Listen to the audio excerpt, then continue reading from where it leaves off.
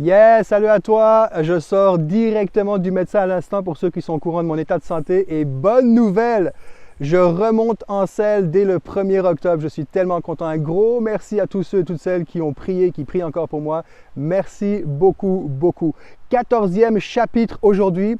On a bientôt fini. Rappelez-vous, il y a un petit défi à relever, à savoir qu'avec l'acrostiche, les lettres de marque M-A-R-C, faire une acrostiche et résumer les 16 chapitres en 4 mots, en 4 lettres, 4 phrases sur qu'est-ce que cet évangile m'a appris sur Jésus à partir de M-A-R-C.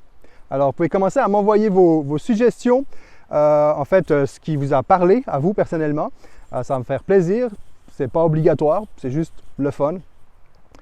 14e chapitre aujourd'hui.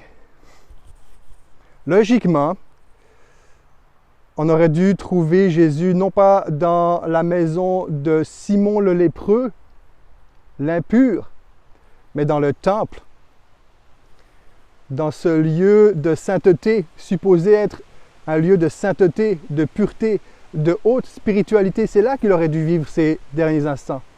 Et au lieu de cela, il est dans la maison de Simon le lépreux. Encore une fois,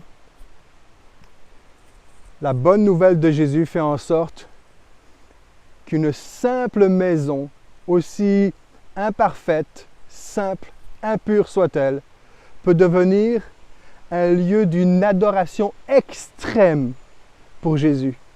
Jésus se rend accessible auprès de chacun et chacune d'entre nous dans nos propres maisons, dans notre propre quotidien.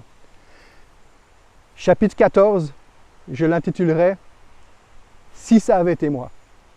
Parce que si ça avait été moi, je n'aurais pas comploté contre Jésus. Si ça avait été moi, je n'aurais pas été un Judas pour Jésus. Si ça avait été moi, je ne l'aurais pas abandonné au jardin de Gethsémane. Si ça avait été moi, je ne l'aurais pas accusé de blasphème comme les spécialistes de la loi. Si ça avait été moi, je ne l'aurais pas trahi à 3 reprises comme Pierre. Le problème, c'est que si ça avait été moi, je ne lui aurais pas offert cette adoration aussi débordante et généreuse que cette femme a exprimé en brisant ce parfum, ce vase de parfum d'un art pur. Parce que si ça avait été moi, comme tous les autres, j'aurais jugé son geste plutôt que de chercher à comprendre son motif. Elle a offert un parfum d'un art pur. Et le mot pur ici veut dire fidèle, digne de confiance, authentique, non falsifié. Et aujourd'hui, je veux adorer Jésus d'une façon authentique, fidèle, non falsifiée. Je veux offrir une adoration à Jésus non falsifiée, pure, d'une grande valeur. Parce que sur la croix, Jésus s'est identifié à moi, il s'est identifié à toi. Et d'une certaine façon, il a dû se poser la question, si ça avait été moi